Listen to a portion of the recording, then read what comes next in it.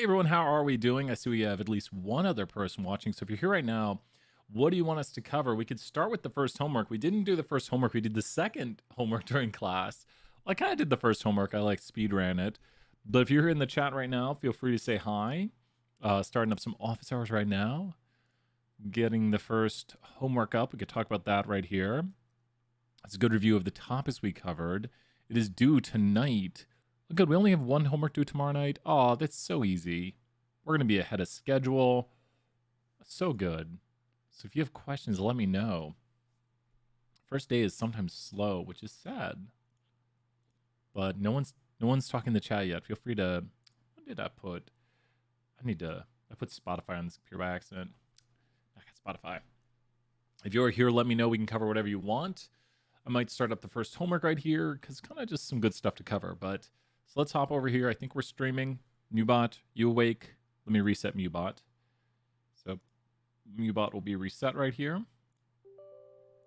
He crashes the world sometimes. Okay, so Mubot's waking back up. Let's go here and talk about that first homework assignment. Okay, so here is the first homework assignment. Going over categorical, quantitative, and identifier variables. A categorical variable is going to be one that puts things into categories. Like if we ask people if things have gotten better, worse, or no change, or don't know, that's kind of categories. A quantitative variable is going to be actual real numbers. Remember, we took some great notes today on this, on what is a quantitative variable. So we've got our notes right here on identifiers, which are unique and identify. Categorical, put things into categories, and quantitative are actual real numbers that we can do mathematics on. So this puts things into categories, so it is categorical. Next, we have here, they're conducting an experiment. A researcher wants to figure out how many seconds it takes. Literally, we see here how many seconds, which is a giveaway, because when we say how many seconds, you can say like, how tall are you? How old are you? How many GPA points do you have? How much of a dosage did you give? How much is your salary? These are all how many questions, and they're all quantitative because you can do actual real numbers on it. So it's a quantitative amount right there. So that's a real number. I always like to say, don't look at the choices until like you take a guess. So we're talking about how much money does a student spend on food a week? So I say a slice of pizza now, I'm all hiccupy and stuff. So how much does a student spend on food a week? And that's the answer. How much? Rito, good to see you. Can we go over the question pool for Canvas content? Yeah, let's do a little Canvas content. Yeah, you got it. We'll finish this one up right here. This is gonna be quantitative. Thank you, Ritu, for being here. Now let's do some Canvas content. You got it. I'll do 2 examples of Canvas content. So I'll do 2 Canvas content examples. That's a really good question right there. What do you think the state someone was born in? Would that be categorical, quantitative, or identifier? It's the last one we have to conquer, and one of those isn't even an option. I think it says not a variable. But would this be the state you are born in, which, lived in, which maybe you're not exactly categorical, and people might not be born in a state like my dad was born in Canada. So my dad was not born in a state. So we'd have to have like not born in a state option. Nice job right there, Layla. Good to see everyone here, Ritu and Layla. Mubot is here. He's always here. I am Mubot. We didn't even get to hear all the sound effects today. Mubot's always here in the background. Mubot, how you doing, man? Doing well? Good job, Mubot. All right, let's head over here. Let's talk about that pool of questions for the Canvas content. Okay, let's go grab, I'm gonna go to space. I do this so I can put in cuts in the video, so you'll notice the videos will be marked. I'll mark them later tonight. And let me go get the Canvas content. I saw how much people are working ahead, and I'm really just proud of everyone because a bunch of people have already, might even take us another look at that. It's amazing to me how many people have already started doing a bunch of homeworks, a bunch of quizzes. There's a lot of people. Yeah, the amount of people who have already done chapter 1 quiz. I mean, it is due tonight. We see people already working on chapter 2 quiz. No one's gotten 100 on it yet. We'll get some hundreds though. We'll practice up to get some hundreds. Chapter 1 homework and quiz. A lot of people working on that. And so I'll probably be sending out emails later tonight saying like, hey, the quiz is due. Make sure to do the quiz by tonight. So big important thing right there.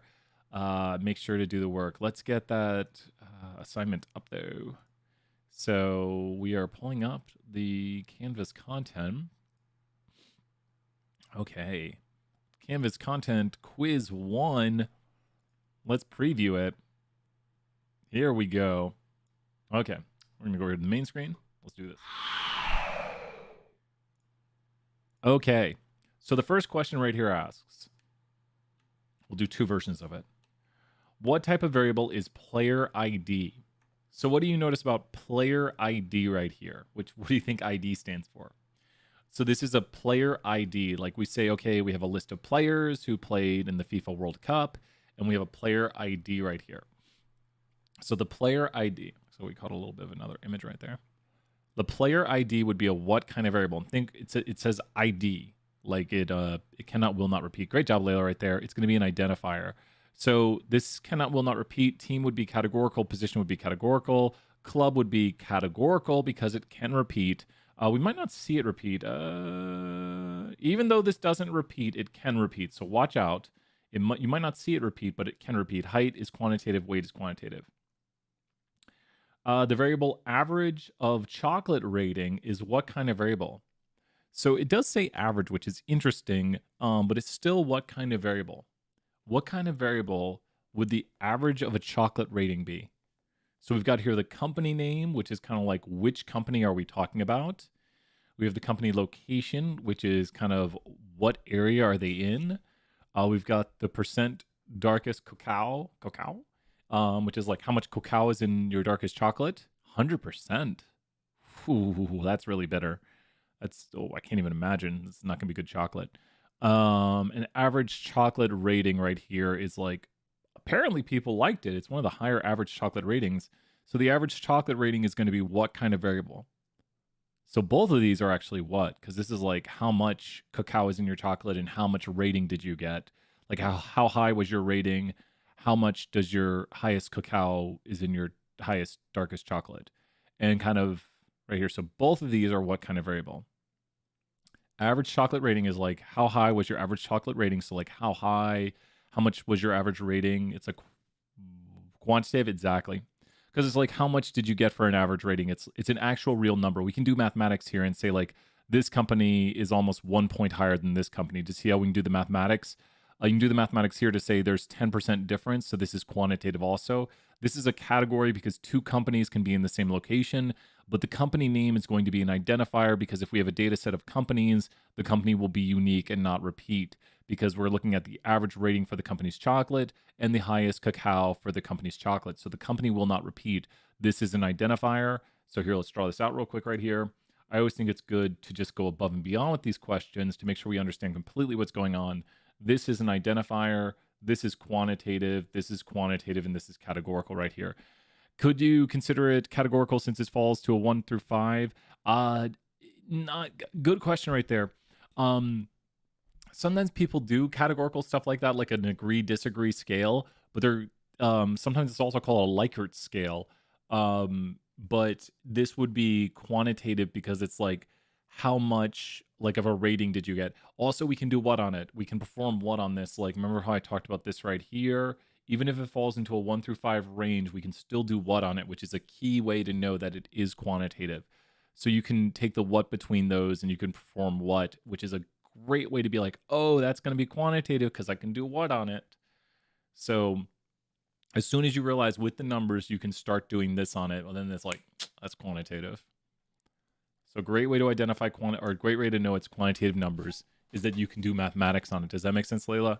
Like the fact that I can say like, oh, Dumori's chocolate is 1 point higher in average rating than the Chocolate Alchemist Philly. Chocolate Alchemist Philly sounds good, but they're one of the lowest rated chocolates right here. So when we do the mathematics there, that's good evidence, or that would lead us to know. Yep. Great questions right there. Thank you. That's the practice. Quantitative variables must be numeric. Yep. Quantitative variables must be actual real numbers. So quantitative is numeric, which means they're like, I think sometimes I've confused people because then people have also said, well, we can also do, like, they must be numbers to begin with. Like, if it's not a number, it's not quantitative. Like, if you look at this right here, that's not quantitative. That's not quantitative. Not quantitative, not quantitative. This could be quantitative, but we're not going to do mathematics on the ID number because it's not like saying someone has more of an ID number than someone else.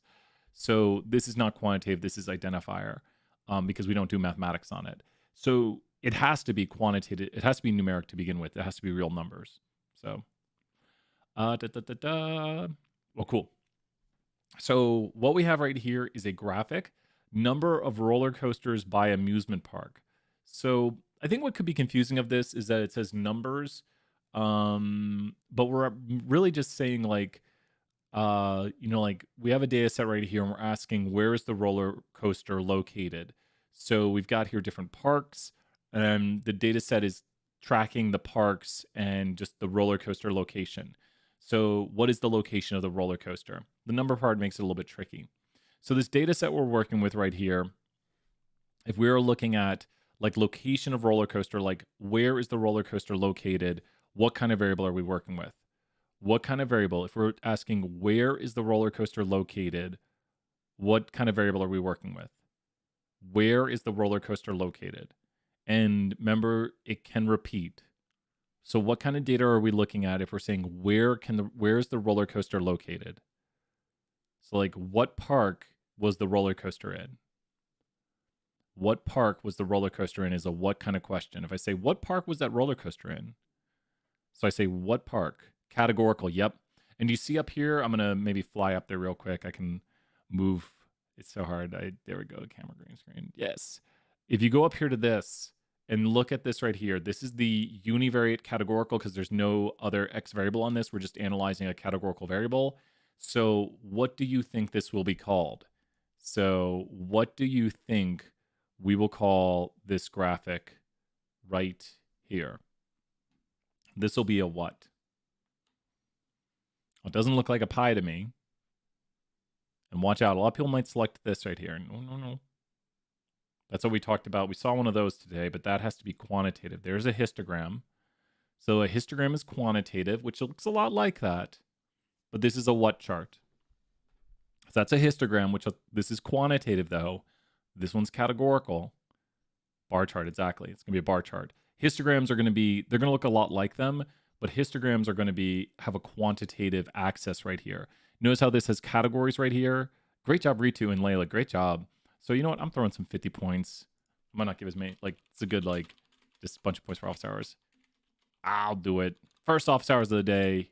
Doing great work right here. How do you differentiate between Pareto and bar? Great question. A Pareto is a bar chart that's been put in order. So anytime you do a Pareto, like take this note, we'll be talking about this more tomorrow. A Pareto is a special case bar chart that's been put in order. I'm trying to find a bigger data set than a little tiny one. A Pareto is a special case bar chart that's been put in order. A Pareto is a special case bar chart that has been put in order. So let's go here and let's go to, I think it's under quality and process in Pareto. So when I make the Pareto of distance from campus, I want you to notice that this is a what? A Pareto is a special case what? So when you look at this Pareto chart right here, this Pareto is a this. Like every Pareto is a this type of thing. So this is a what type of graphic right here. A Pareto is a this.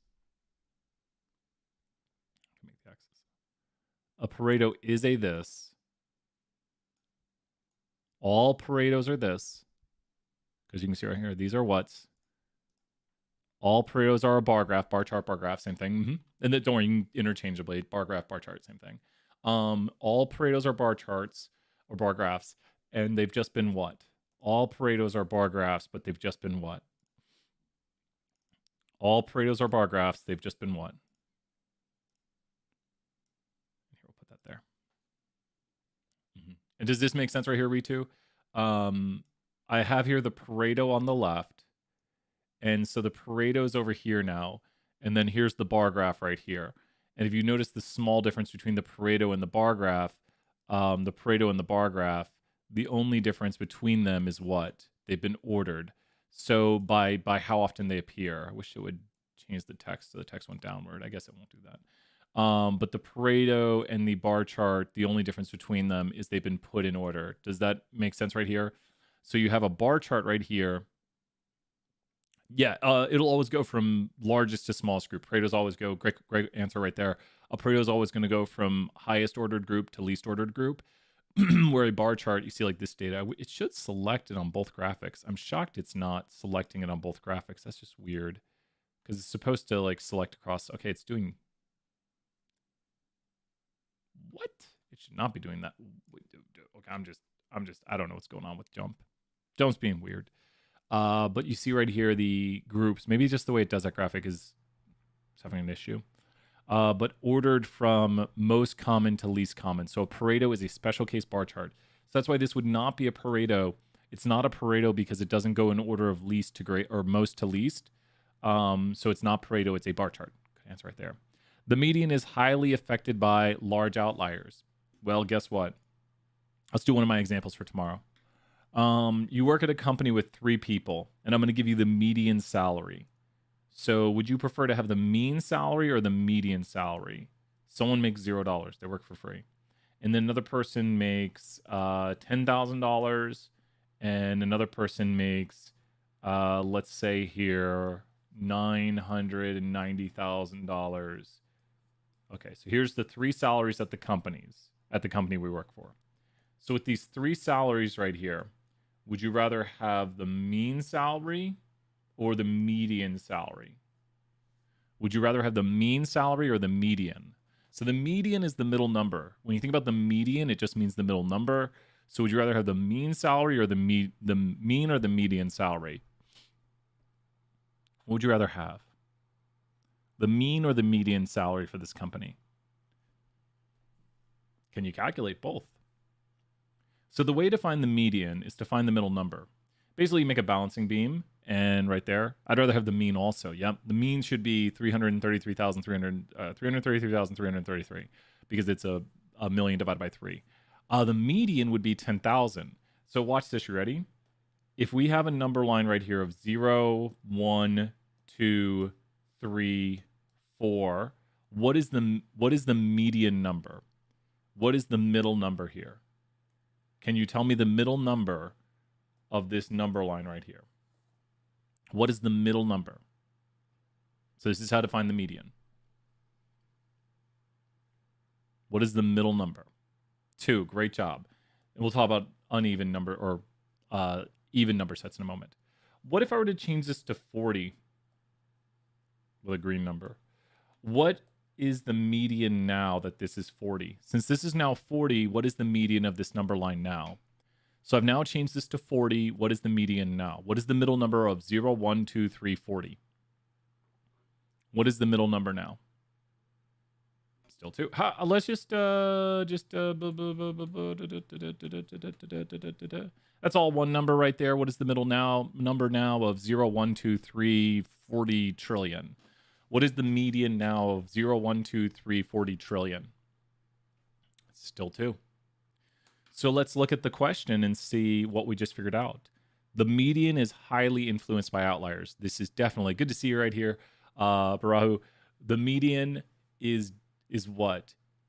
Layla, that's a great answer right there. Great answer, Layla. It's only affecting the mean. The median is highly influenced by large outliers is a what statement? The median is highly, boom, you got it. Nope, median's not influenced by outliers. Median doesn't get highly influenced by outliers. I should get 100. I hope I get 100. Yeah. I was so worried. I was like, what if I don't get 100? Hey, you never know. You misread a question. It can happen. Even I make mistakes. Okay, we got another set of this right here. You ready? Here, we'll do this like attempt 1 or version 1. Here, we'll go to... Oh, no. Went wrong. Awesome job. Has anyone gotten 100 on the Canvas content quiz yet? Get those hundreds. Great work, everybody. You ready for version 2? Let's do version 2 right here and get the material down. So great work. Awesome, Ritu. Great job. Quantitative variables must be numeric. Must quantitative variables be numbers? True or false? Must quantitative variables be numbers? You got it, Layla. You got it. I've got faith in you right here. We're doing 2 versions of it. Must quantitative variables be numbers? Must quantitative variables be numbers? Must they be numbers? The answer is most definitely, unequivocally, must they be numbers? The answer is Very true. They must be numbers. Ooh, all data needs what for us to understand it? Definitely was hinting at this one today. All data needs what? All data, not like I was highlighting it and pointing at it. All data needs context. All data needs context. Just to review what these other terms are, a parameter is what we're trying to measure about a population. Context is what all data needs. Statistics is collected from a sample. Like if you take data on 10 students and you get their average, that would be a statistic. A parameter is what we try to understand. So statistics are estimates of the truth. Like, let's say you want to understand what the GPA of students are. You would take a sample of students, which would give you a statistic, and you're trying to understand the true GPA of all students. That would be the parameter of interest. Variables are just like what you collect data on, like what is someone's GPA, that's a variable. The type of data that puts people into groups, and this is not groups of one, which would be a unique type of this, but the type, you can just put the first letter and I'll know what you're talking about, but the type of data, sections, items into people, into groups, that's definitely a what type of variable. It puts people into groups. We have a really good review of this today. Not saying which one the right answer yet. Categorical, great job. Find the median of this data set. Oh no, let's talk a little bit more about finding that median. Find the median of this data set. Okay, so the steps for finding the median. Median. 1, put the numbers in order. 2, if they are odd, circle middle number. 3, if they are even, average 2 middle numbers. Okay. So we luckily got one of the easier versions right here. Good. I think this is fun and easy. There we go. Layla's already got it. Nice job, Layla, right there. The numbers are in orders, but watch out. We could do things where you have something like this. This is more difficult right now. What is the median of this data set? Be very careful. This is a trickier question. Who can find the median of this data set? And I'm not writing the answer out yet, but the answer is 25 to what it was a moment ago. The answer is 25. So great job, you got it correct. But can you find the median of this? Summer Office Hours, Charlie, good to see you here, Charlie. If you want to show people your points, you can show them your points and be like, check this. I'm trying to think, Charlie, your points. How many people do we have watching right now? 3, I'll take it. Easier class today. We got some people working, getting the Canvas content done. Charlie, good to see you. Charlie's one of our classic Stats 1 members. Yes. Charlie made it to Diamond tier. Charlie I usually reset the points. And so Charlie had a bunch of points and then I reset it. But Charlie has 71 hours of hanging out on Stats 1. Thank you, Charlie. I really appreciate it. And you're always welcome to swing by. So Charlie, thank you so much. Charlie, we got a tricky question up here. Do you know what the median is? There is a trick to it. Watch out. This is maybe we need to, So can you find the median of this? There's a good practice right here, finding the median of this right now. But there is a trick to it. There are 6 numbers. So be very careful. That's usually the mistake people make when they get to a problem like this right here, is they don't put the numbers in order. We don't always give them to you in order. We don't always give them in order. So what would you do right here to find the median? Close. Ritu, I've tricked everyone. Great. Yes. So don't worry, Ritu. Let's throw out 20 points right here. The trick right here is I don't have them in order right now. So great job, Layla, right there. Yes. And remember, we get questions wrong here to get them right later. Yes. And the thing is, now you will never forget. Now you'll be like, I remember, put them in order first. Because sometimes a test question might do that. If they are in order, you're good. But Ritu, you are correct. You would then average these 2 numbers right here. So it is going to be 22.5. But watch out. They're not always in order. Put them in order first. And then if there's an even amount of numbers as we see here, you'll take the average. Yeah, I know. No, I threw like a little trick out there to be like, But I think on these, at least the one I'm seeing right here, they are in order. So the reason we can just take the middle number is because it's an odd amount of numbers, which means there is a middle number, and then that's going to be the answer. A Pareto is a special case what? Look at us, we covered this a moment ago. A Pareto is a special case what? There's a Pareto. It's been put in order. And a Pareto is a special case what? Here you see a something, and there's a Pareto over there, which is this thing right here, just put in order. Bar chart right there. And Paretos both display what kind of variable? A Pareto is a special case bar chart that's been put in order. And Paretos display what kind of variable? Paretos display what kind of variable? And you'll see that all the way up there. Pareto's up there at the top. What am I talking about? I'm talking about all the way up here. And you see right here a Pareto, and there's bar chart, categorical. Yep. How many variables does a Pareto display? It's a what display, and this is really good review. You'd say a Pareto displays categorical data, and it only displays. You notice we got some color coding here for this all too. Paretos are univariate displays. What I was blocking a moment ago are the bivariate displays of categorical data, like a mosaic plot. Great job, Layla. Yep. So you can see here multiple displays. Mubot, you just being Mubot. You want to hang out with us for a moment, Mubot? You doing all right? I am Mubot. You're so quiet today. Not talking very loud. So Mubot is doing all right. He's just talking to the chat. He's on a timer that he'll say things like he'll be like, remember to do this, remember to do that. He'll talk to the chat. Okay. Well, what should we do? Should we do one more of this? Should we do the homework? What do people want to do? It's your office hours. It's your call.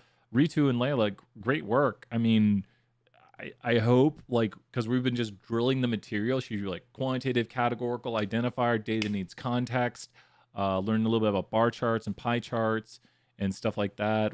So obviously you can tell the type of data is very important. Like if it's quantitative, we can make histograms. If it's quantitative, we can make box plots. If it's quantitative, we can make stem and leaves and dot plots. Can you go over making the chart with the decimals? Which thing is the chart with the decimals? Which thing is the, explain a little bit more. The chart with the decimals. Chapter 2 quiz? Yeah, we can chapter 2 quiz. Well, Layla, if you can expand upon that. The chart with the decimals. I probably did it a moment ago and I forgot. The stem and leaf? Mm-hmm. Yeah, you know what? There might be a stem and leaf. We'll do chapter 2 quiz and tell me if this doesn't completely answer like what you're doing. I'll find a stem and leaf to start. Let's do that. Let's find a stem and leaf. Here, we'll hop over to here space so I can put a cut in the video. And I will head over to chapter 2 quiz.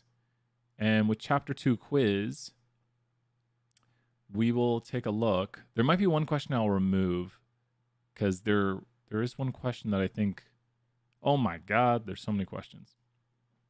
There's so many. Okay, let's see. There's 19 questions. We've done the Mark McGuire one. Some small ones. I'm trying to find a stem and leaf to start us off right here. That might be the one I need to remove. Is there only one stem and leaf? We could do... Oh, wait. Here we go. I found a new one. Okay. We got it. We're good to go. I'm working on the quiz, so it'll probably be helpful. Awesome. If you have a specific question you want me to do, just let me know. Here, we're going to start off with this one. Let's do it. Okay, we've got 51 regions. This might be the one you were talking about. We've got millions of people. So first thing, be very careful on this. When you look at this stem and leaf right here, they're looking at millions of people. So how many people were in this region right here? So this is, the stem and leaf shows the populations of 51 regions in millions of people. This is a region right here. Like this is an observation. I'll talk more about this. The one mentions pH. Oh, let's do that one next. You got it. We'll do that one next. So how many people were in this region right here? This is a number line. How many people were in this region right here? This is a region. Like that's a region, that's a region, that's a region, that's a region. How many people were in this region? It represents a region, like they collected data on, I don't know, 3.2. I think it's 3. It should be 3.2. I wish they should have a key on this. Do they have a key? Oh, no, it's 32. Layla right there. That's 20 points right there. Great job. It is 32. Copying the data shows that that is 32, not 3.2. Great job. That is 32. And there was just no regions with the 20s. I think it might help to see that. If you look at the data, you can see that this represents 16. This represents 14, 14. Does this make a little more sense when you see like 14, 14, 13, and we should see another 13 here coming up? So there's another 13. What am I going to see after this? If I keep scrolling down through the data, what are the next two numbers I'm going to see as I scroll down through this data? What's the next two numbers I'm going to see as I go down? Because I'm looking through this data right here. The next two numbers I should see should be what? So look, we just saw 13, 13. Yeah, I think this helps to see things like this. Like we just try to like make the data make as much sense. Like we say, okay, we went to this region, we saw how many people. We went to this region, we saw how many people. The next two numbers I should see should be what? Well, the next two numbers for regions we collected data on: 12, 12, 12, and then we'll see 11, then 10, 10, and then you'll see 9, 9, 9. Then you'll see 8, 8, and then you see a bunch of 7s. And then you'll see 6, 6, 6, 6, and then 5, 5, 5, 5, a bunch of 5s and 4s and all that stuff right there. Exactly. Yes, Layla, that's exactly what we want to see. So it's turning this into a plot so we can kind of see the distribution. Now, this looks extremely what skewed. Be very careful. Remember, right to the high, left to the low, whatever way the tail goes. This one people usually get tricked on. This looks extremely what skewed. Be careful. Right to the high, left to the low, whatever way the tail goes. People get very tricked on this one. That's the trick right there. Do not worry. This is a very common mistake, and I'll explain why. The very common mistake on this one, I know, right, is usually people do the following. They do this, and it looks left skewed. But the issue is that the number line is reversed. Does that make sense? Like right now, you're going in reverse order. So the reason it's right skewed is because if you mirror image it, which we have to do, the number line now goes from low numbers to high numbers, which also a good way to remember is right to the high, left to the low, and you can see it's pulled out to the high side. And what are we talking about? We're talking about our little monster man, right to the high, left to the low, whatever way the tail goes. So here's your monster man right here, and his tail goes out to the high side. So he's the high side tail. I know this it's a very common mistake on this one, and it's not that we like putting test questions we know people struggle with, but that's just a very common error. Is like, oh, I'll just turn it down, and it's like, no. What measures of center and spread are most appropriate? Let's go to our review notes that we did during class today. We wrote some review notes. They're right over here. Okay, so we just said it's skewed. So boom. The first thing we do is we identify the shape of the distribution. And then after identifying the shape of the distribution, we can do it. Bang, great job right there, Layla. Yep, median and IQR because it's skewed. So the median and IQR. Without doing any calculations, what must be larger? So this is a great note to take. The mean follows the skew. The mean follows the skew. So the mean will be larger than the median because the data is skewed to the right. So they do mention that it's skewed to the right here. And the mean will follow the skew. The mean will go in the direction of the outliers. This is the tougher part. Oof. From the stem and leaf, find the median and the IQR. Okay. I guess we might be able to, you know what we might be able to do? Might be able to do this. Copy to clipboard. Okay, there we go. Go in here into jump. Go to File, New, oh my gosh. File, New Data Table. File, New Data Table.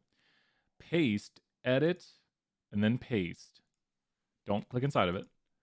And you could go through here and look and count and go to like, it's around the 26th. Ooh, it's going to be somewhere in there. Let's go here to Analyze and go to Distribution. Analyze Distribution. Be up at the top if you're on a Mac.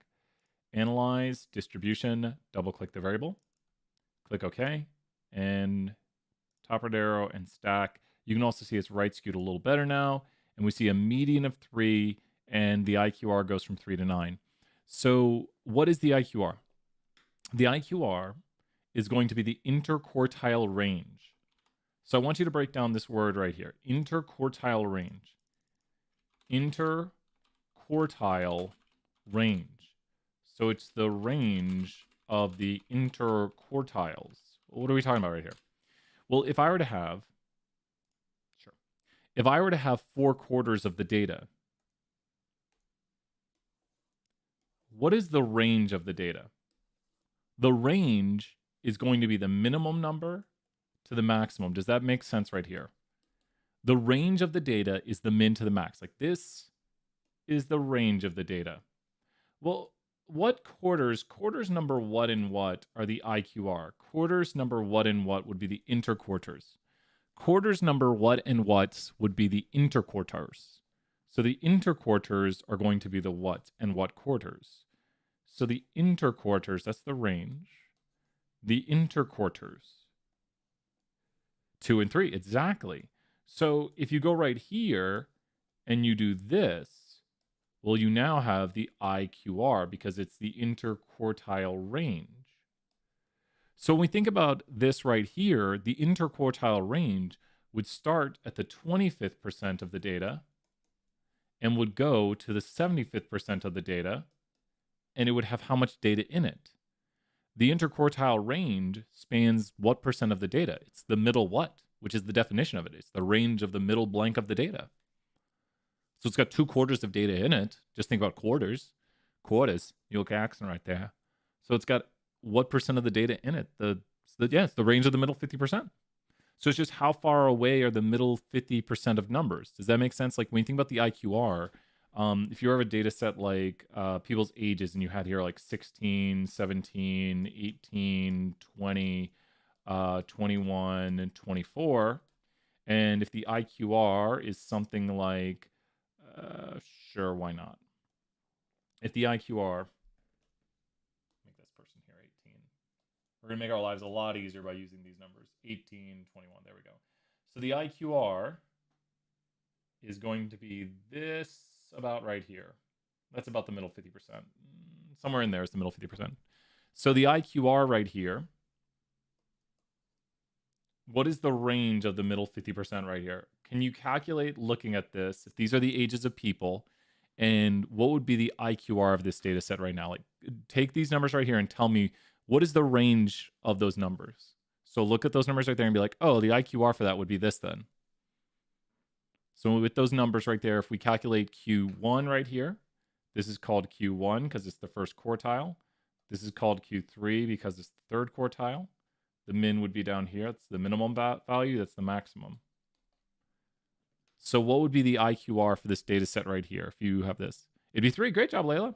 What would be the range of this data set? So the range of this data set, you just calculated the IQR.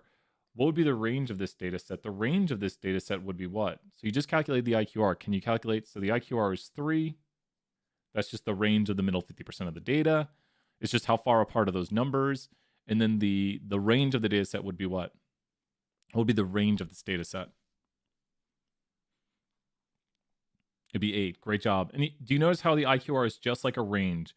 Like the IQR is the range of the interquartiles. So the IQR is the same concept of just how far away are these numbers, just like the range is how far away are these numbers. So it's just the middle 50%'s range, like how far away are these two numbers that are right here at Q1 and right here at Q3.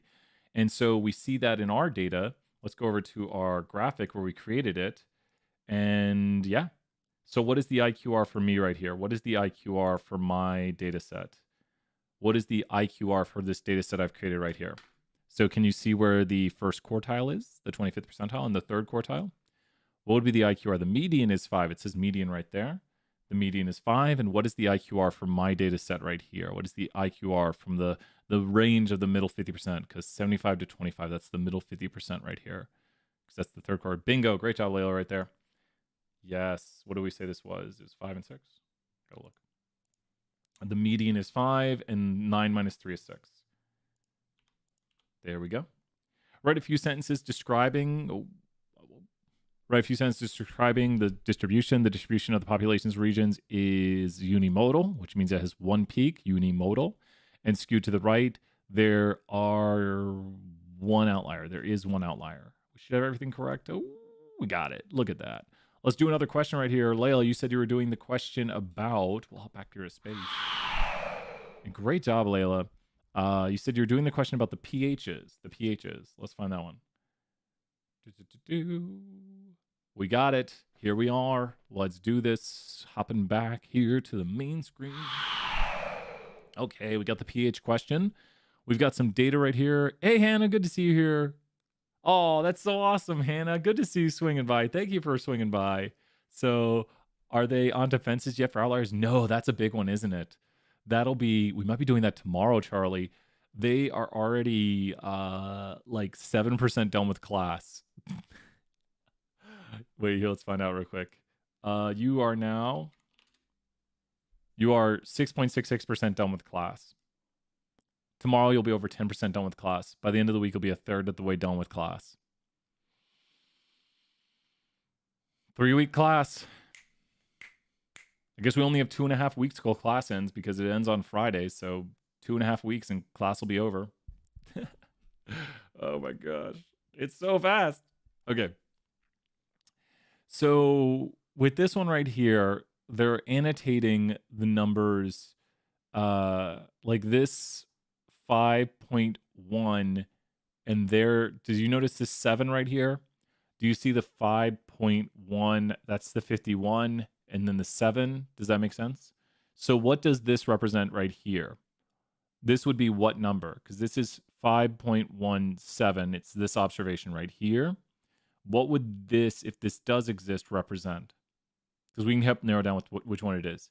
So this was mirror 5.17. That's 5.12. So there's 5.12. Here, let me highlight this and I'll make it clearer because I can hover over them, but it's easier if I highlight them. Okay. So what I'm talking about is you have to put the point between these. You have to go, there we go. And this 7 right here represents 5.17. The 2 represents 5.12. These are 2 observations. So they're saying there are 2 observations right there. And exactly, great job. 5.83, and I don't think I see it. So I don't think I see it. So that eliminates, just to be clear, since we do not see that, and tell me if you do see it, that eliminates this, because we don't see this. I don't see 4.83, unless my eyes are blurring. So now we're down to the final ones over here. We've got graphic C and graphic D. If you notice, graphic C and graphic D differ in which ones they have. Like the numbers here different from the numbers here. Let's see if we see 50.68. And we look up top, or 5.06. There's that, which represents one of those numbers, and there's that. There we go. We have identified, there's the 2 observations right there. It has to be this graphic. Does that make sense how I narrowed it down, Layla? I looked to see if these observations are here. We have 5.0. Remember, the point goes between these. It goes right there. So 5.06, 5.08, both those observations appear. Great job. Yeah, I hope you're like, oh, I'm getting this one right now. That's what I want to see. It's like, got it. I see how it works. Usually they have a key we're able to identify. Oh, they do, right? There's the key. 42-4 means 4.24. So it should be a key usually. And we identified it as C, so we got that correct, I would believe. Right to the high, left to the low, whatever way the tail goes. What way is this skewed? Right to the high, left to the low, whatever way the tail goes. Draw your monster, man. Right to the high, left to the low, whatever way the tail goes. Right to the high, left to the low. It's got a little bit of bimodality here. Yeah, you got it, Ritu. Feel free to tell me which one. There's a few histogram ones, but feel free to tell me which one and we'll do it. Right to the high, left to the low. Be careful. Right to the high, left to the low. Is this right or left skewed? Right to the high, left to the low, whatever way the tail goes. Right. Should be right skewed. It is right skewed, possibly bimodal, and with one being, I think this is going to be it. So I would say it's skewed to the right. I see the possible bimodality of it. The bimodality is saying we have like 2 modal areas, meaning areas of concentrations of data. So you've got here like one concentration, another concentration, not really strong mode. So when we're asking if the mean is closer to 13, 15, or 16, yep, I'll try to find that next. You got it, Ritu. Thank you so much. That should be right. Cross your fingers. Woo! We got it right there. So Brian, why do you worry? I don't know. I get questions wrong. I'll ban it. There we go. Let's find that question, Ritu. You got it. Okay. Is it closer to 13, 15, or 16 inches? Great questions right here, everybody. Finding the question. Keep asking questions if you got them. We still got... Really? We're halfway done with office hours. Craziness, right? Time literally flies. Not literally, but. Here we go. Ooh, this is a good one. This is a tough one. This is one of the toughest ones. The standard deviation one. Ooh, good question right here, Ritu. This one is one that a lot of people like. A lot of questions on this one. A lot of people are gonna be very happy that you asked this, because I mark these videos and we kind of talk about them later. So is the mean closer to 14, 15, or 16 inches? So the mean is the average of the distribution. This is a pretty symmetric distribution. So pretty much folding it over on top of itself is going to show us where the mean is at. So we can just kind of symmetrically draw. It's going to be somewhere in there. That looks closer to what? What does the mean look closer to for you? The mean looks closer to what? That's tricky. It's a little tricky. I would say the mean is closer to what? So, yeah. No, it can't be 14. That's just too far off. It's got to be closer to 15. It's got it. If it's 14, I'm going to get super mad. Yeah, I'd say it looks closer to 15. Now, you have to watch out here, because sometimes they say it splits the histogram into 2 equal parts. If we split something into 2 equal parts, what concept do you think we're talking about? So we have something that's like the balancing point, or we have something that kind of goes and splits things into 2 equal parts. Like if I were to take this and split this into 2 equal parts, like as though these are equal parts. If you split something into 2 equal parts, that sounds like more we're talking about a what concept. By splitting something into 2 equal parts, like if I take this data set right here and I split it into 2 equal parts, that's not really a balancing point idea, which is the mean. Splitting it into 2 equal parts of the data would be talking about the what of the distribution. Like kind of like you're saying you're at the what percentile. If you split it into 2 equal parts, it's kind of like you're talking about the what percentile. By splitting into 2 equal parts, you'd be talking about the median. The median is splitting the data up into half the data is above this value and half the data is below this. Does that make sense? Like the median splits it into 50% of the data is above 5 and 50% of the data is below 5. The mean is the balancing point to which outliers are going to affect the mean. So the mean is more of a balancing point on the distribution, where the median is splitting into 2 equal parts, where 50% of the data is above this point and 50% of the data is below this point. Median is used for skewed data. Listen to Charlie right there. He knows your notes. He knows it well. And Charlie, thank you so much for being here, because this is something you have to have written down, that we talk about the shape first, and we know from the shape which concept of center to use and which concept of spread to use. And we'll be doing that a lot tomorrow. Charlie dropping some amazing, you know what? Special guest appearance of Charlie is worth 50 points right here. You say, Brian, you're going crazy on those points. I don't care. We'll give everyone points. I'd seriously inflate points way too. It's first day. I want people to get excited, though. Is the standard deviation closer to 1, 3, or 5 inches? Now, this is where things get a little bit confusing, because you're like, how would I know the standard deviation for that? Charlie probably knows some really good numbers right now. Charlie, might you know some numbers that start with... I bet Charlie right now knows all the numbers for the 3 standard deviation rule, because I grill my students on it. I'm like, ba-bum, ba-bum, ba-bum, ba-bum. And I'm honored by Charlie using his knowledge right here. So when we talk about standard deviations, we usually go out 3 standard deviations. So we usually go out 3 standard deviations.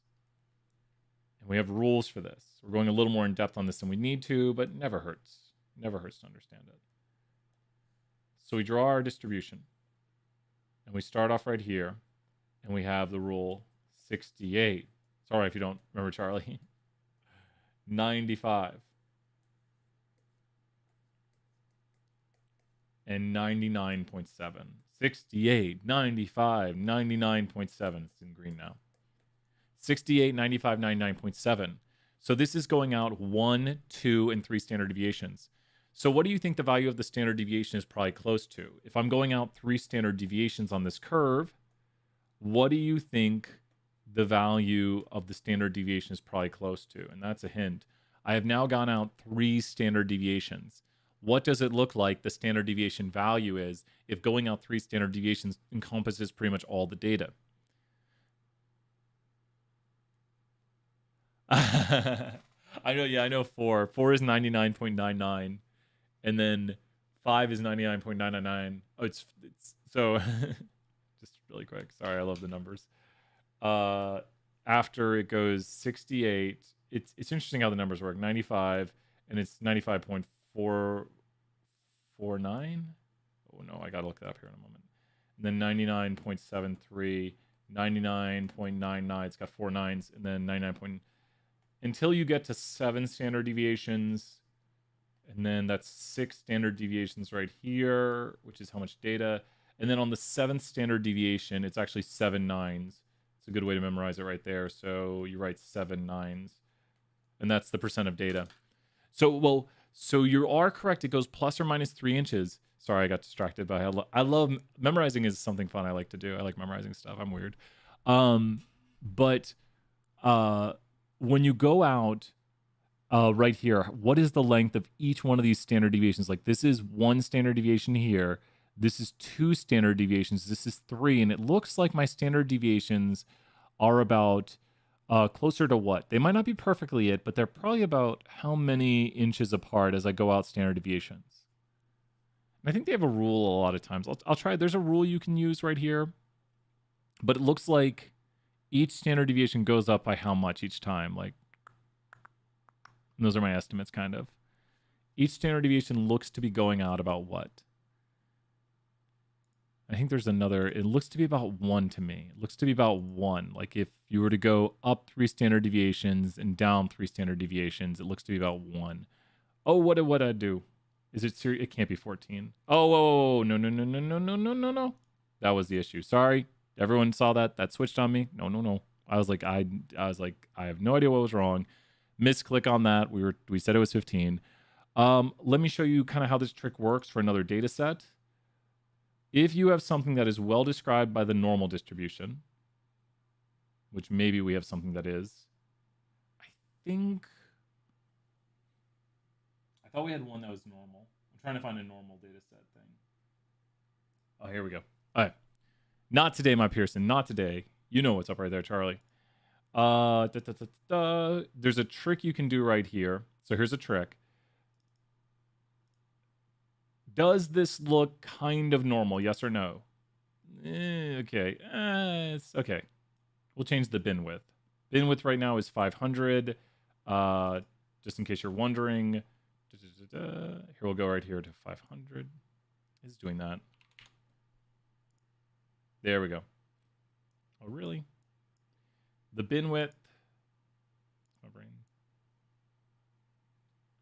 I'd say that looks even more normal. I got to turn on the ears. With this small warehouse employee supervisor, you bet. You got retail. Let's do one next. So I want everyone to look at the range of this data. Just do a quick estimate right here. This range of this data set goes from about what to what? Like, I know you can see the numbers right here. You can get the range by doing this to this, which actually, you know what?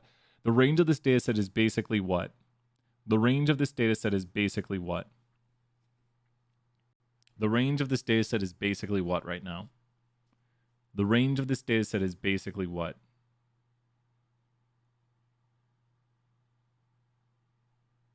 The range of this data set is basically what?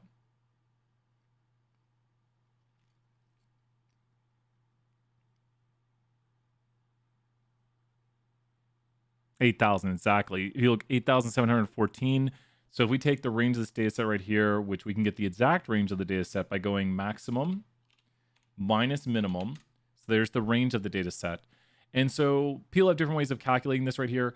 But if you divide it by about 5 a lot of times, you'll get something close to the standard deviation. Not saying you'll get exactly the standard deviation, but you notice right here, that's close-ish. Yep, 809 exactly, 8,009. Great job, Layla. This is it right here. And if you want to do a review question, see if you can find the IQR of this data set. The IQR of this data set is going to be this number minus this number. So you can go right here and take the 75th percentile minus the 25th percentile, and there's the IQR. And you can also check it by asking for your custom statistics and going to the IQR And that number we got is the IQR, and that's the range of the middle 50%. It's just this number minus this number. So the standard deviation is basically you go out 3 standard deviations and you encompass pretty much all the data. We don't calculate it by hand in this class, but it's variation in the data. So what do you think would have a higher standard deviation? Great job, Layla, right there. That's worth another 20 points. What do you think would have a higher standard deviation? The amount of home runs people get in a season or the running yards people have in the NFL in a season?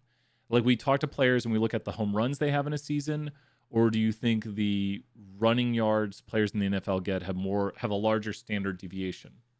And let's think about what standard deviation is. So what would you think have more variation, running yards or home runs? A home runs data set would probably look something like this. It'd probably look like 8, 14, 22, 43, 8, 7, 14, 52. These are great. Yeah. Yes, great answer right there, Layla. Yep. And then the other data set is going to look something like 900, 1400, 1800. That's ridiculous, probably 700. We're just rounding them to hundreds. So if you look at this data set right here, what does standard deviation tell us? Standard deviation is a measure of what? So we'll put here home runs. Standard deviation is a measure of what for data? Standard deviation is a measure of the what of data. Standard deviation is a measure of what? Standard deviation is going to be a measure of how much the data is what out. Standard deviation is a measure of what? And this data might not be normal, but basically variability. Yep, spread. Like, that's what variability is. So that's the right answer right there. Variability is like how far values are away from each other, like the variation within data.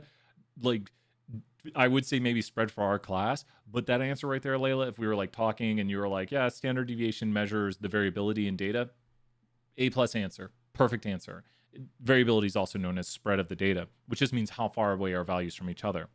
So when you look at this, the variability in this data, I mean, the numbers might be far away, but the kind of typical distance away from the mean here, which this is skewed data, I did make a skewed data set, is 15. It's probably heavily influenced by outliers. Standard deviation is influenced by outliers. But the typical distance an observation is away from the mean here, a little more symmetric due to the larger number scale, is 385. So you can see right here between the two data sets, whoops, don't do that. Really? Here, we'll go over here with these.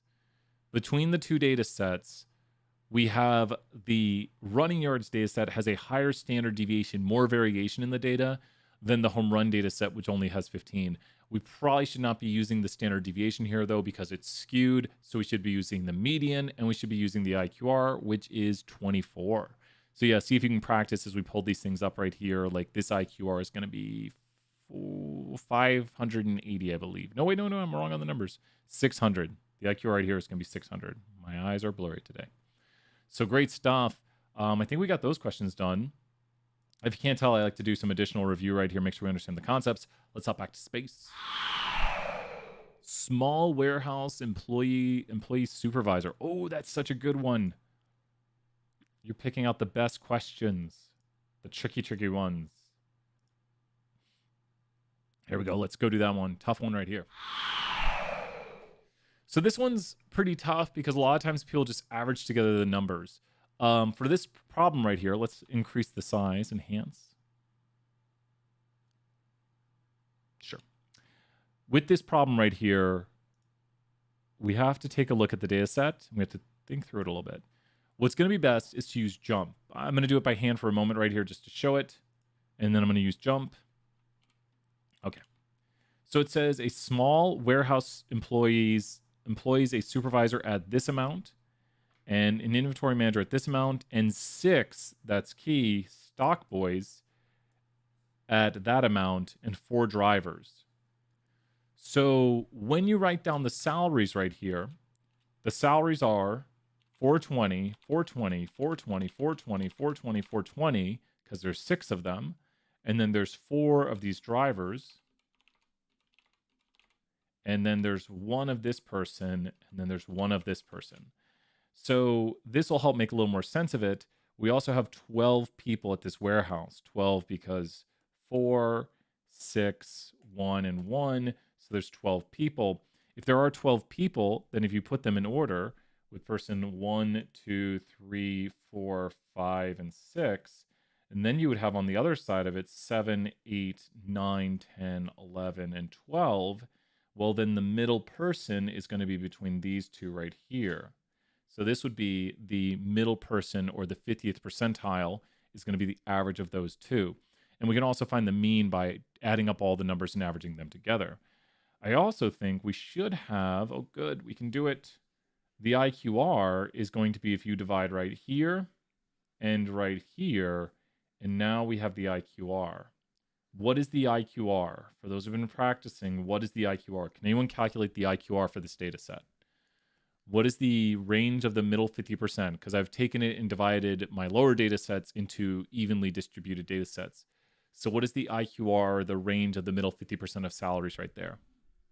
The range of the middle 50% of salaries is how many dollars? What would be the IQR right there? So all we have to do to take the IQR, great job, Layla, is we'll just take exactly Q3 minus Q1. We'll see the formulas tomorrow.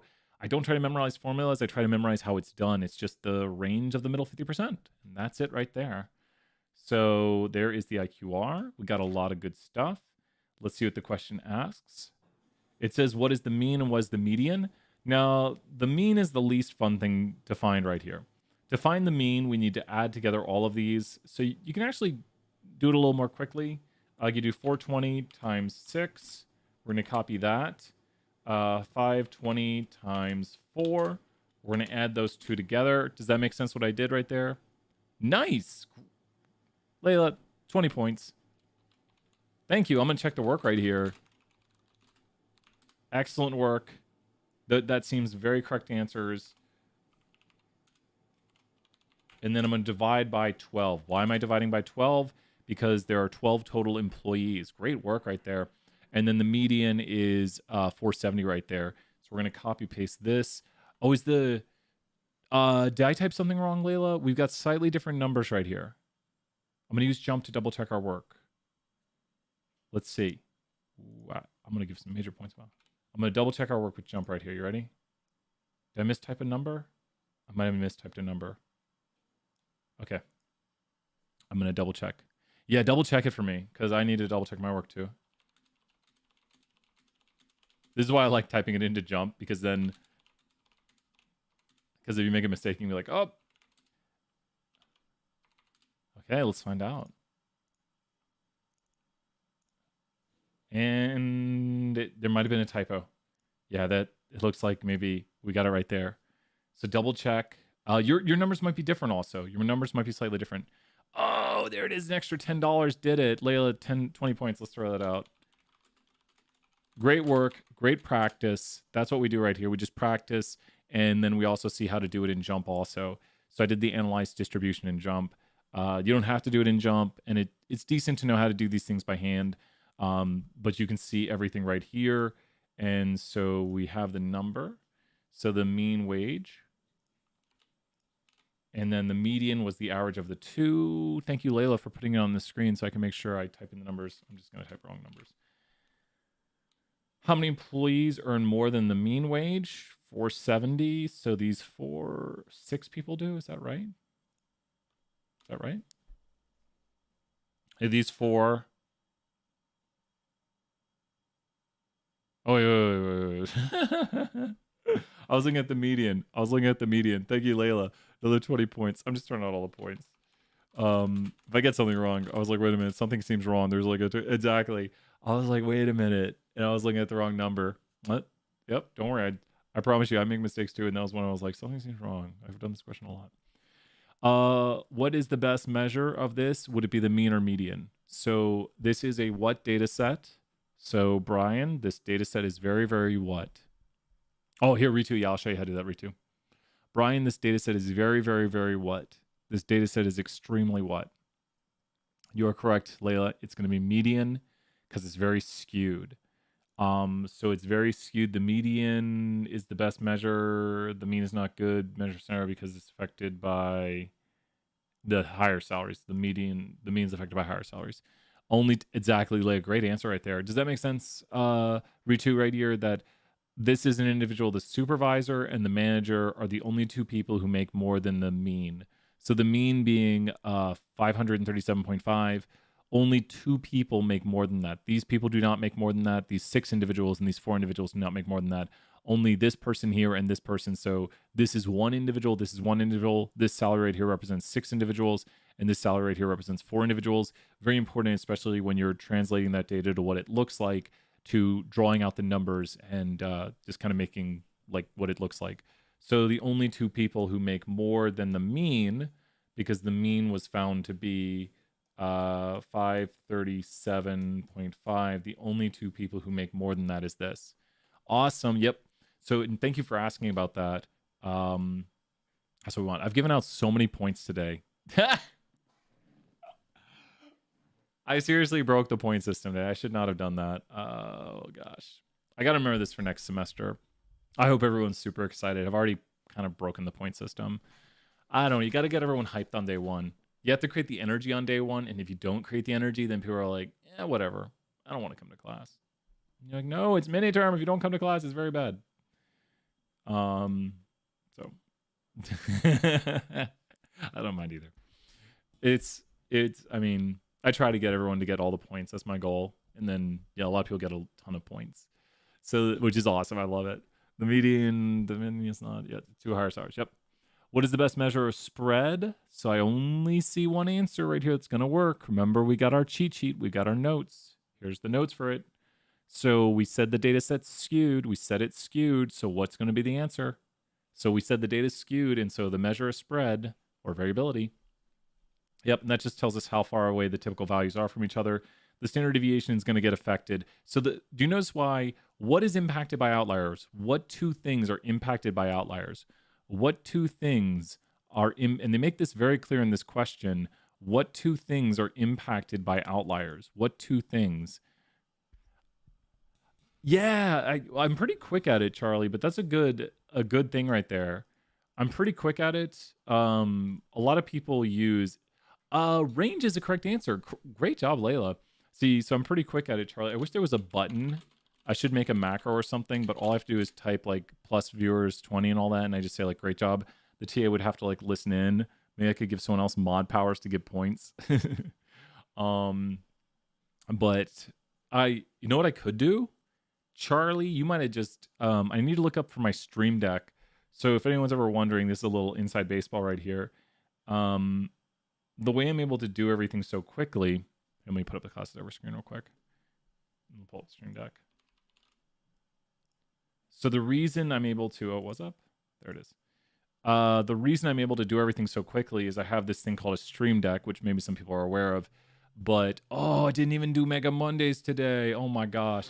How did we not even click Mega Mondays? Well, next Monday, it'll be a Mega Monday. But Mega Mondays aren't even the best thing, because the best day of the week is Wacky Wednesdays.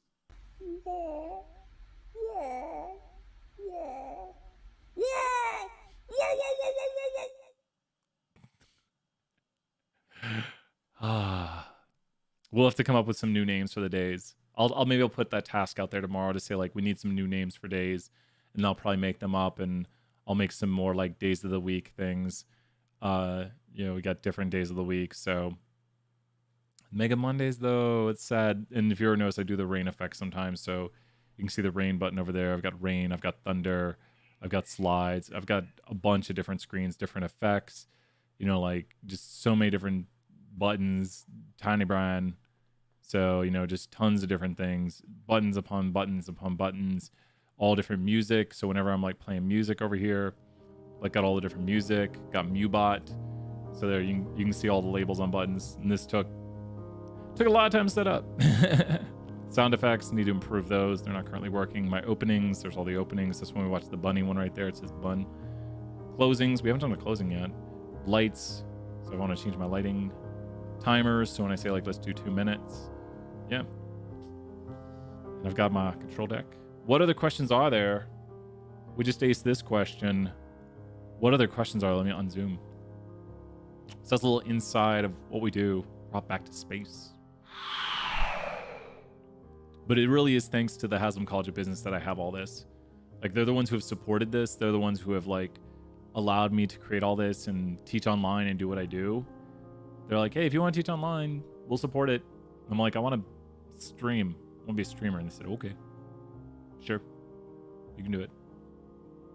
Let's see. Would you say I can go ahead and work on chapter? Yes, Layla, that'd be great. Work on chapter 3. Give it a shot. Chapter 3. Do you want to look at a chapter 3 problem? We do a chapter 3 problem. I think chapter 3 might actually be easier. Chapter 2 deals with quantitative stuff. Should we do a chapter 3 problem? We still got 20 minutes. I'll get chapter 3 ready because I think the more you look ahead and you look at material that we'll be covering in the coming days, it puts a place in your mind for what we're doing, and you'll understand. You'll be like, okay, I have an idea of what we'll be covering, and then when Brian's talking about it, it makes more sense. It's like, oh, wait, yeah, Brian was talking about that. Look at that. Ooh, that's a tough one. This one's pretty easy. Yeah, let's do this. Great job. Let's hop over to the main screen. Here we go. Got a little nice music playing. So, we were talking about drug trials today, and we have right here, just think about this. This is a what display of data. We have two variables we've collected on. So we asked somebody, did you take the placebo or did you take the antidepressant? And then we asked them, did you remain healthy or did you relapse? So you're asking them two questions. You say, what drug did you take? Well, we know that from our study. They might not know. But we either gave them the antidepressant or the placebo. And then we have whether or not they were healthy after it or they relapsed. So both variables here are what? Both variables are what kinds of variables? Both variables are what kind of variables? Both variables, we said, what kind of drug did you take and what was your outcome? Awesome, Charlie. Talk to you later, man. Anytime. Good seeing you here, Charlie. Thank you for swinging by.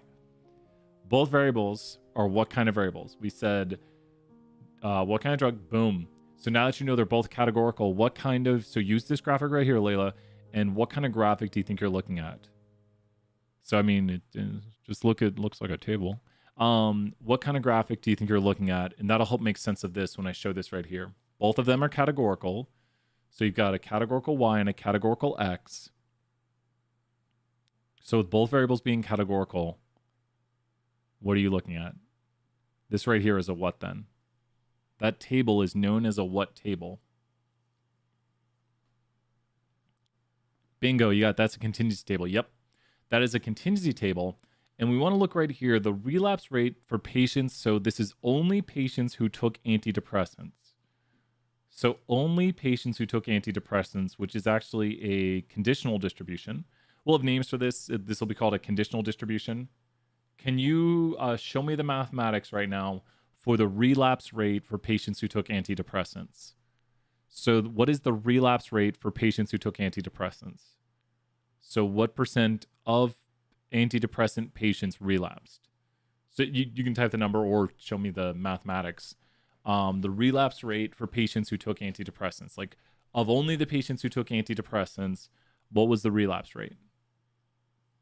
So for only the antidepressant patients, what was the relapse rate? And it's called a conditional distribution because we're setting a condition, like saying, given a patient took antidepressants, what is their relapse rate? So it's conditional, like this is true. That seems correct. I'll show the mathematics here. That looks very correct. There were 14 patients who relapsed out of the 49. Great job right there. That is the right answer. And so that is the relapse rate. Oh my gosh. Oh, dude, those decimals. So it says 1 decimal. If you're ever off by a decimal, just tell me. That all rounds to 6 right there. What is the relapse rate for patients who took the placebo? So we'll do the same mathematics here. We'll say of the patients who took the placebo, what is the relapse rate? Of the patients who took the placebo, what is the relapse rate? So there were 13 patients who relapsed out of the 47. So we're just going to take right here and do the mathematics and do 13 divided by 47. And that'll give us the relapse rate. So let's go right here and go 13 divided by 47. So be very careful. 27.7. Do these numbers look similar? And we'll go more in depth later, but for now we just look at this and we say, well, 28.6% of the antidepressant people relapsed and 27.7% of the placebo patients relapsed. Do these look similar or different to you? Do these numbers, like if I say 28% of these people and basically 28% of these people, do they look similar or different? I would say they look very, very what? These numbers right here look very similar. So I would say no, there is no evidence that the antidepressant is effective. We do more detail on this later with p-values. We're not going to do p-values yet, but it doesn't look like me to that there's evidence. And be very careful that the numbers are sometimes very different. This one is pretty easy. That one's pretty easy. This one's pretty easy too. I don't know. We could do the whole thing. We'll do this one. So we can probably get this whole, I know we only have 15 more minutes left, but I bet we can get this whole homework done right here. It's not that crazy of a homework. Which genre was the most common right here? You can just put the abbreviation, but which genre of movie was the most common for question number 6 right here? We have here action, adventure, thriller / horror, comedy, drama. And it looks like it's easier to see in the bar chart, which is the count of observations. So they'd go out and collect movie data and they'd ask, like, I don't know, Deadpool. That's action, adventure. I don't know. It's a combination movie. It looks like action, adventure is the highest. Exactly. And I think they then ask which, oh, wait, no, there's more. Is it easier to see this in the bar chart or pie chart? And so there's an important thing right here. You can make a bar chart of your favorite pies or a pie chart of your favorite bars. So one thing we need to know is that bar charts and pie charts go together. And if you look up there in the top right, bar charts and pie charts go together because you can make a bar chart of your favorite pies. So you could ask someone like, what's your favorite pie? And they say like Oreo pie, apple pie, cherry pie. And you can make a bar chart of that. You can make a pie chart of your favorite bars. Someone's like, I don't know, Barcade or I don't know, Half Barrel. You can make a bar chart of your favorite, pie chart of your favorite bars. So that's when we're saying you make a bar chart of your favorite pies, pie chart of your favorite bars, because they both display univariate categorical data. And the bar chart makes it easier to see because it's very easy to see the height of this bar is higher than the others. And that's got it. The bar chart's much easier to see the height of the bar. Okay. Is this appropriate? So, not my favorite question. When you have bar charts or pie charts, things must be in one group without overlaps. So, sure. They have to be in unique groups. You have to be able to put things into one group. Which one is the least common? It is a little harder to see right here, but it's going to be thriller or horror. I think it's easy enough to see. Sometimes I do these super easy questions pretty quickly. Oh, we're doing great. Here, we'll go over here and we'll do some of these. Yeah. An article reported a school's district of the 1,865 qualified applicants, 968 were accepted, 289 were waitlisted, 599 were turned away due to lack of space. Create a relative frequency each decision and write a sentence on the summary of all of it. Now, what's a real bummer is they actually give you the results at the end of this. So like the very last question is almost like a check for this. So it says, well, we can just write here. The frequency of accepted qualified students. Well, 968 divided by this. This is the frequency.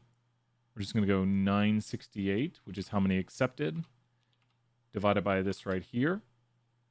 51.9. Make sure to put your decimals in. Check answer. Good. The frequency of waitlisted students. Waitlisted is this right here. 298. We're just dividing by the total to get the frequency. 16. It rounds up. Everything rounds up. I just want everyone to see it again. All of this rounds up right here. The 8 rounds up. The 7 rounds up. The 9 rounds up. Everything rounds up to 16. So a little tricky right there. Students turned away from lack of space. 599 divided by 1865. And if you get the quiz version of this, you get to see the answers, which is super nice. And it kind of points to what the right answer is right here. So it just... I've always liked this one because it's a little bit easier, but it shows you the answer at the end right here. So there's the answer. Let's do a more difficult one, though, now. Let's do one that's going to be tougher. Okay. So this one uses relative frequencies. It uses marginal frequencies or marginal distributions and conditional distributions. So let's go ahead and take this table right here and do it question by question. This one is where a lot of mistakes are made. And here we go. It says the percent of all applicants who were Asian. So when we go ahead and do this, the percent of all applicants who were Asian. So we need to look at all applicants, which is going to be over here. And this is what we call a marginal distribution. Where do you notice the marginal distribution is? It's in the wheres. Like that's a marginal distribution. Here's a hint. That's a marginal distribution, and this is a marginal distribution. Where are the marginal distributions are at? Where are the marginal distributions at? The marginal distributions are on the what of a table. Hence why we call it the marginal distributions. So this is the marginal distribution right here. The yellow one is the marginal distribution of ethnicity, and then the pink one right here is the marginal distribution of admission decision. So we have two marginal distributions, and they're both in the wheres of the table. The marginal distributions have all the data, and they're in the what's of the table. They are in the blanks of the table. Marginal distributions are always in the what's of the table. The margins, exactly. That's why it's called a marginal distribution. It's in the margins. So we have the margins of the table right here, which are just the outer edge of the table. It includes all the students. So if we want to see what percent of all applicants were Asian, we would take these two numbers right here.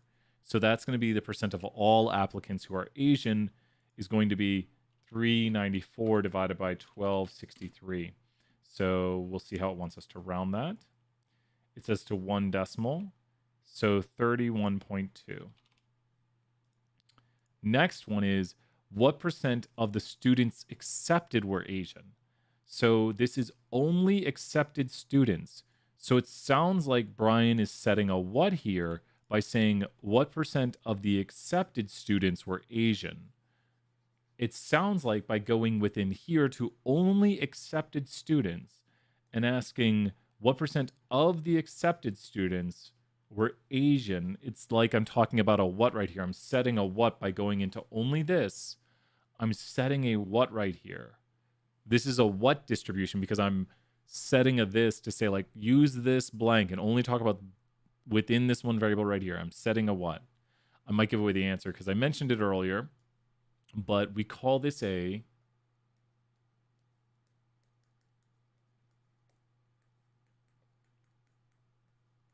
lot of the times I like to talk about a conditional distribution by saying something like, great job right there, Layla. I like to talk about it like, given this is true, like for only the accepted students or given someone was accepted, what's the probability they're Asian? So, yep, and that looks to be correct. Yep, I was double checking. I'm like trying to do it in my head and then, I think it's right. Great job. 29.4. There we go.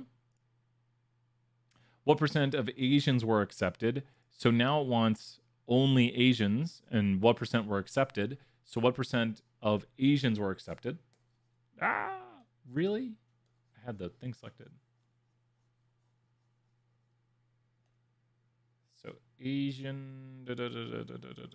So this is a conditional distribution. A conditional distribution again. So what percent of Asians were accepted? And there we go. There's the mathematics. It's a conditional distribution on given someone was Asian. Exactly. Is it that? Really? That's interesting. That's a big...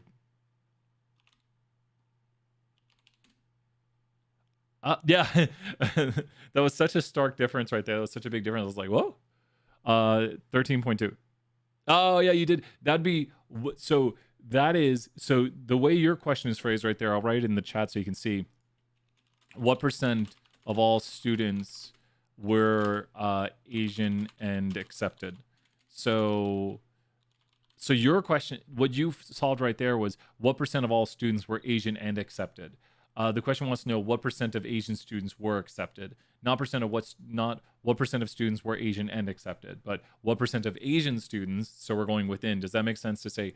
Don't worry, it's a very common mistake on that one. But what percent of Asian students, so we're only talking about the Asian students, were accepted, not what percent of students were Asian and accepted.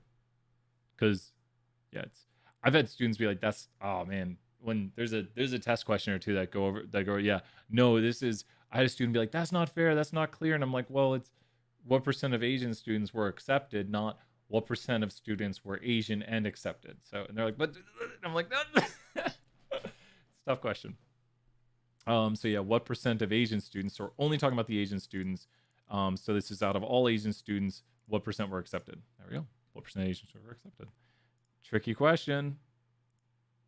It's good. I like when we see the ones that are really tough right there. We only got one more question after this. We got this. We're gonna get this whole homework assignment done during office hours. I was right. I missed it. What percent of all students were accepted? Okay, so this is another marginal distribution because it's what percent of all students were accepted. So when you talk about all students and you go to what percent of all students were accepted, so we go here and that's a marginal. So, hey, Ryan, so good to see you. How are you doing today? There we go. That's what percent of all students were accepted. It is mini term, Ryan. Like, wait, this semester just ended. I'm like, I know. We had a great class this morning. 14. Nice job, Layla. We had a great class this morning. What are your plans for the summer right now, Ryan? That's got it. Ooh, now we get to the toughest question. Such a great question to end office hours with. Okay. So when you wake up in the morning, would you agree that there's two things? Oh, we got to put a cut in the video. I don't think I've been putting cuts in this one. I think I've just been working straight through it. We'll just work straight through it. Chapter. Oh, no. Future Brian, I'm sorry. You're going to have to find the cuts in this video by yourself. No, I should put a cut here for Future Brian. Yeah, of course. God, good luck on the job hunt. Yeah, tell me how it goes and tell me what companies you're looking at. Congratulations on graduating. Great job, Ryan. So glad to hear that. That's awesome. Good luck. And let me know just like if we're connected on LinkedIn, like, yeah, definitely just like, yeah, good luck and great job. Congratulations. That's awesome. Hop back here to the main screen. When you wake up in the morning, what's going to happen is there's something that will actually happen. Do you agree that on a day, it'll either rain or it will not rain?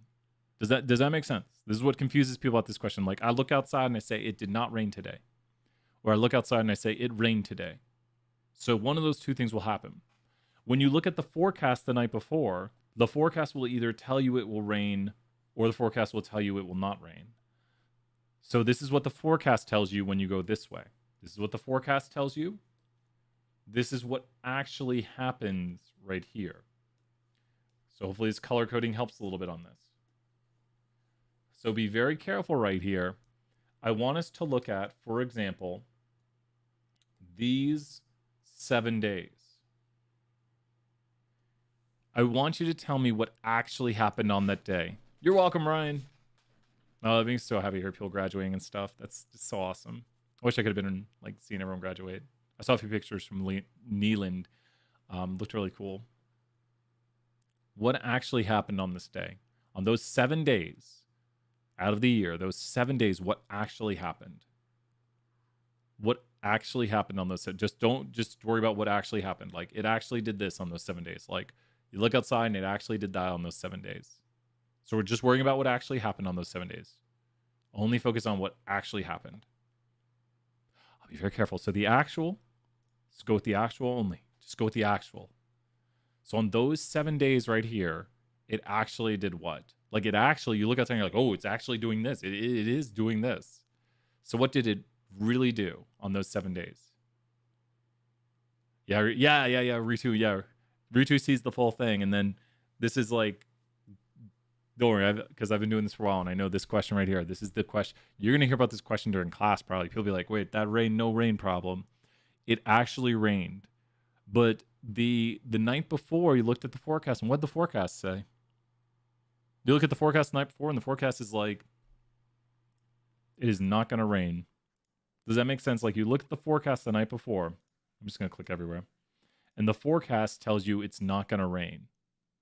So think about this. This is the day, like, you get up to go to campus, And you're like, where's my umbrella? It's raining. Last night I looked and it said no rain. So there was no rain forecasted if you go across this way, but it actually rained. And these are 7 days where the night before the forecast said no rain. And then when you went to see what happened, it actually did rain on those days. So when you think about this, and let's draw it this way. Can you tell me any of these numbers inside of here where the forecast was correct? Like on those 7 days, the forecast was wrong. So can you tell me any of the days on here where the forecast was correct? So these were wrong. Like on those 7 days, you were told it's not going to rain, and then it rained. So what group of days right here was the forecast correct? Like on what days? Like there were this many days where the forecast was correct. This will help us with this. This will help us with this problem. What grouping of days was the forecast correct? And hint, there's 2 groups of things when it was supposed to rain and it did rain, or it's supposed to not rain and it didn't rain. So where do you see groupings of days where the forecast was correct?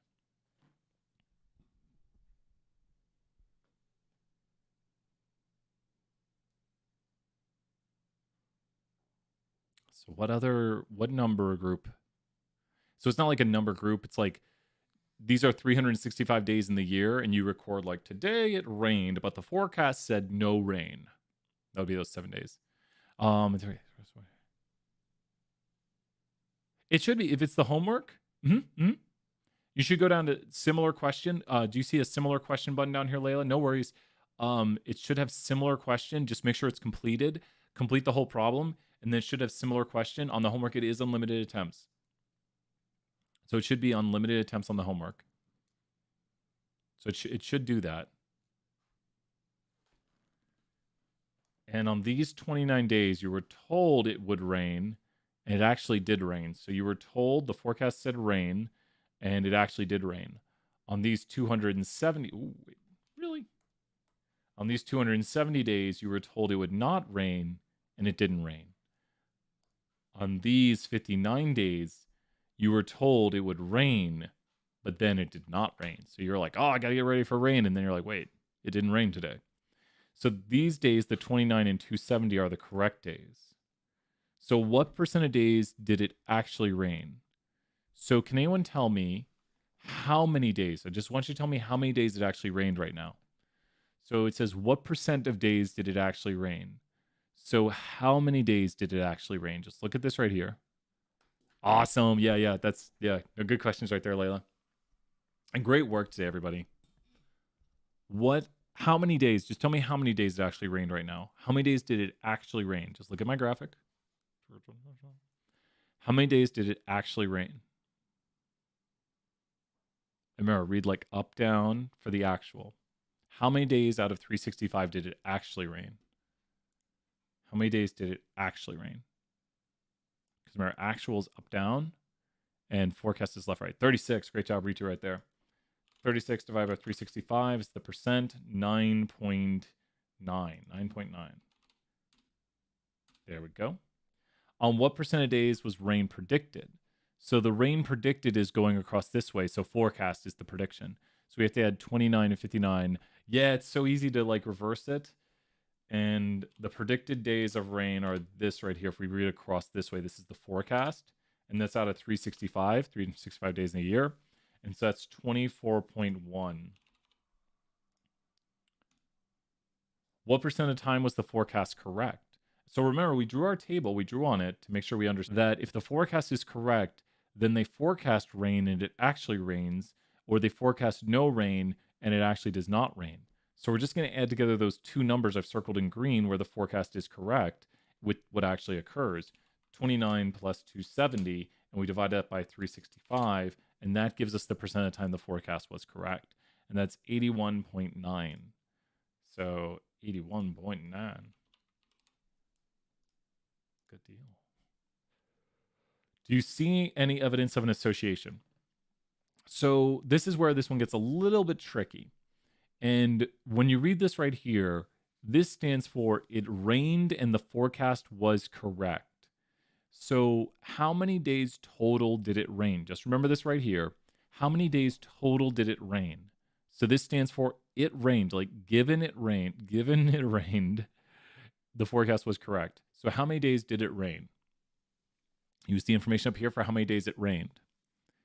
So how many days did it rain? Use the information up here to figure out how many days it rained. This stands for when it rained, the forecast was correct this amount of time. So how many days did it rain? Remember, we want to say like it actually rained. Hint for that right there. How many days did it rain? This is actually higher on the chat. It rained 36 days because we have 29 and 7 for actual rain. Reading this way right here. Remember, you just have to read up, down on it to read the actual. So it rained 36 days.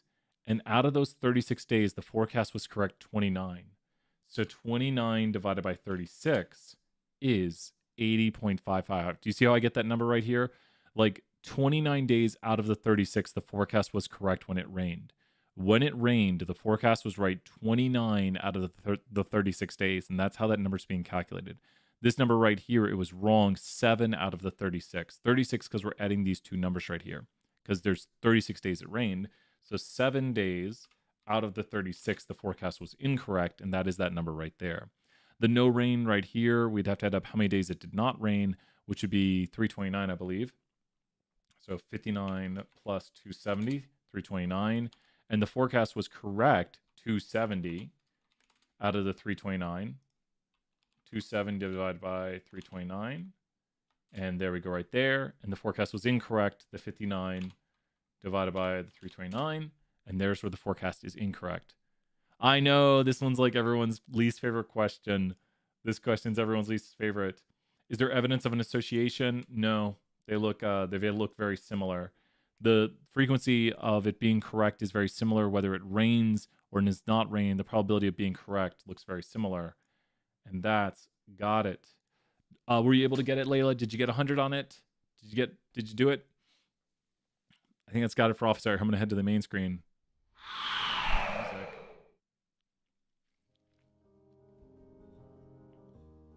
Hopefully you'll have hundreds on homework 3. We'll be doing lots more practice on this. Great job, Layla. Great job. Got like sound effects. I'm really proud of everyone. Really great first day. The more you work ahead, the more when I'm in class, you'll just know the answers. Just remember this. This is what, I don't know. If I'm going to give you one bit of advice, like, I know I'm only maybe talking to 2 or 3 people right now, but that's totally fine. I'm going to give advice to 2 or 3 people. I'll only be talking to 2. I'm good with that. I really feel a lot of people are going to be really successful. And the way to be successful is to do exactly, if you were here during office hours today, like come in, ask questions. You got it, Ritu. You're doing the exact right things right now. Come in, ask questions, get all the homework done, keep getting those hundreds, keep asking the questions. You know I'll work on the problems and I'll help out. We'll explain things. So I don't just give out the answers. We go over like how to do it. We explain the concepts, take the notes, and if you get 90s or aboves, high probability you'll make at least a B. 93% as we saw. So keep working hard, keep completing the work, and you got this. I will see everybody later. Keep up the great work. As we say, bye for now, everyone. Bye. You're welcome, Layla and everyone. Bye.